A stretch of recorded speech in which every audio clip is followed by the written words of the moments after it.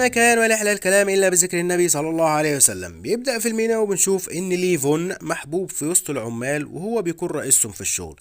وهنا بيجي مجموعة من الناس الوحشين بيضربوا الشخص ده لأنه عليه ليهم شوية فلوس، ولكن ليفون بيضربهم ويطردهم بره شر طردة.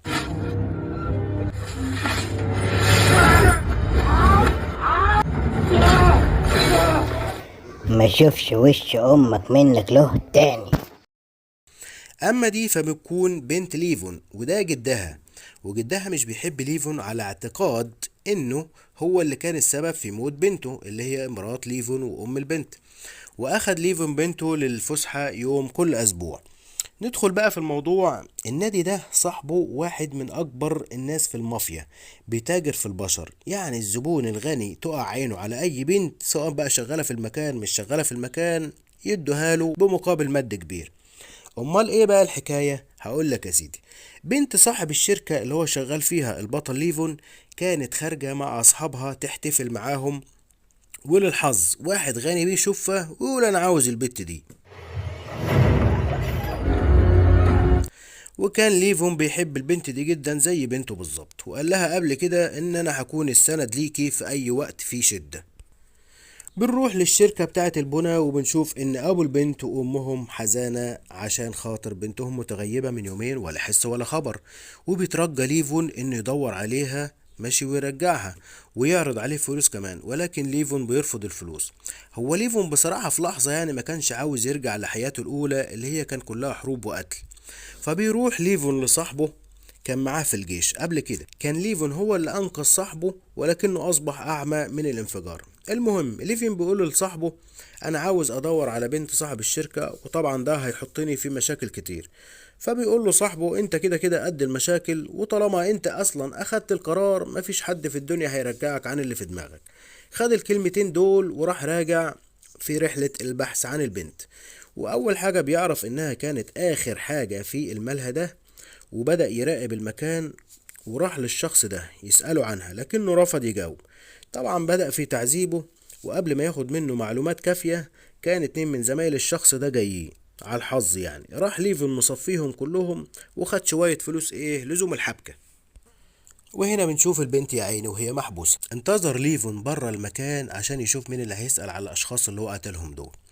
المهم بيمشي ورا واحد فيهم يعني لحد بيته، وبيقرر يدخل المكان ويحاول يستجوبه، والتاني يقول له احنا اخطر مافيا وان انت وكل عيلتك هتموتوا. فبيقول له ليفون وهل انت يعني شايفني خايف مثلا يا عبيط؟ يعني بذمتك ودينك يا ليفون توقع نفسك معانا عشان 10,000 جنيه؟ المهم الراجل ده بيقول بقى انت بتوقع نفسك معانا عشان 10,000 جنيه سرقتهم؟ فبيرمي ليفون الفلوس في المية زي ما انتوا شايفين، يقول له انا مش هنا عشان فلوس، انا هنا عشان البنت دي ومش هسكت غير لما اجيبها وارجعها لاهلها. الراجل بالغلط ذكر اسم ديمي على اساس ان هو اللي بيحب يبيع البنات وبيتاجر في البشر، وهنا بيخلص عليه ليفون. الراجل بقى ده كبير المافيا برضه، اخو اللي مات من شوية ده، ودول ولاده اخر نسل العيلة. كان مستغرب جدا الراجل من جرأة ليفون وقلبه الميت. المهم راح موصي ولاده وقال لهم انهم يبحثوا عن ليفون ده ويجيبوه بأي طريقة حي. وبنشوف هنا ان ليفون بيكلم ضابط زميله عشان ياخد منه معلومات عن ديمي. فبيقول لزميله يعني تبا لك يعني لقد وقعت مع اخطر ناس مافيا في العالم، وبيقول له على مكان هيعرف منه معلومات تفيده في البحث عن البنت. المهم بيوصل ليفون للملهى ده وبيحسبوه ظابط. المهم بيغري واحد بالفلوس فبيدخله على الزعيم بتاع المكان، وعشان يثبت انه راجل قدام الزعيم راح ضرب الجماعة دول. بيقوم له الزعيم ويسلم عليه ويقول له طلباتك يا حبيب اخوك. قال له ليفون انا عاوز كمية كبيرة من المخدرات، وبيتفق معاه على مكان تسليم وبياخد اول شحنة، وطبعا هو مش محتاجها يعني فبيرميها في البحر. الهدف يصحاب ان هو يوصل لراس الافعى ديمي ويطلب منه تاني كمية أكبر من اللي خدها. وهنا بيروح بقى الراجل ده بيروح موديه لديمي ويروح معرفه عليه ويروح مشتري كمية كبيرة وبرضه بيرميها. وبيوصل ليفون للمكان تاني، ولكن الاتنين دول اللي هم ولاد الراس الكبيرة بيشوفوه وبتحصل مطاردة، والحوار ده أصلا ما يعرفوش ديمي. بعد مطاردة بيلاقي اتنين من الشرطة فقال لي خلاص بقى استغاثة يعني. وبتضح اصلا انهم فاسدين شغالين مع المافيا، وبيروحوا مسلمين ليفون تاني ليهم مقيد، ولكن ليفون بيقضي عليهم بكل سهولة، وبكده يكون قضى على آخر نسل للبرايسه. ماشي. طبعا الحزين ده اللي هو الراس الكبير قال يا لهوك يا عثمان، يا لهوك يا عثمان، ده انا كده بقيت وحيد، ودول ولادي كانوا اخر نسل للبرايسه. فبيقوم الراجل الكبير ده عامل اتصالاته بكل الاخويه في المافيا، اجتماع الحرب، وقال لهم انا كده بقيت عره ولازم تقف جنبي عشان اخد طاري من اللي قتل ولادي. جابوا اخطر اتنين عندهم قتله مجانين، دوروا على ديما بسرعه ولازم تلاقوه، لان هو السبب في الفوضى اللي بتحصل دي. فبيروح لديمي وبيقول له ان الراجل اللي بيدور عليك قتل ولادي وهيجي عشان يقتلك. فبيقول له ديمي على اللي حصل معاه، وبيوري له الصورة بتاعته، وان هو يعني كان بيحسبه شخص عادي وكده يعني، ولكن بحثوا عنه ولقوه بقى ان هو كان في القوات الخاصة في الجيش، وطبعا مخضرم بقى وبتاع وكده يعني.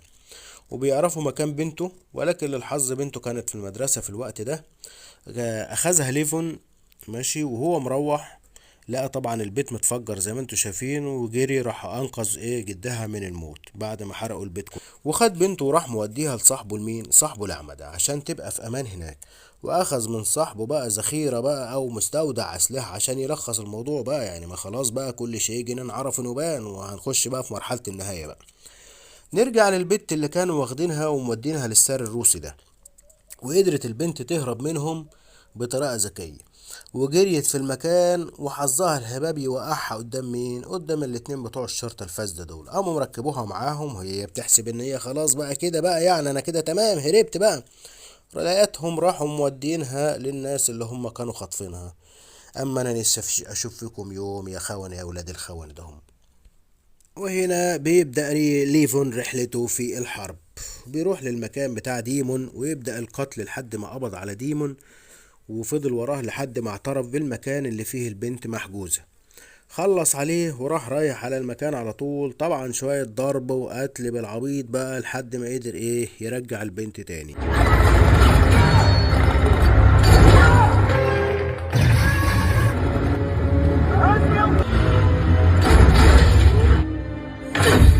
I'm in here. It's over now.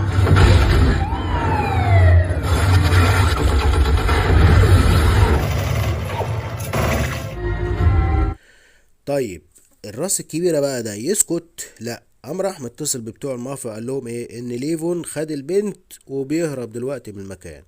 اما الراجل التاني بقى كبير المافيا التاني عاقل بقى كده رد عليه بحكمة وقال له لقد وجد الشيطان ما جاء للبحث عنه، سيبه يمشي. ولكن الغبي ده يسكت؟ لا، بيقول له لا انا مش هسكت، انا مش هسيب حقي. قام قايل له خلاص هنقتلك انت، مصلحة الاخوية اهم من طارك مع واحد ممكن يقوم علينا الدنيا كلها. خليك عاقل كده يا ابو عماد واسكت، واللي حصل حصل.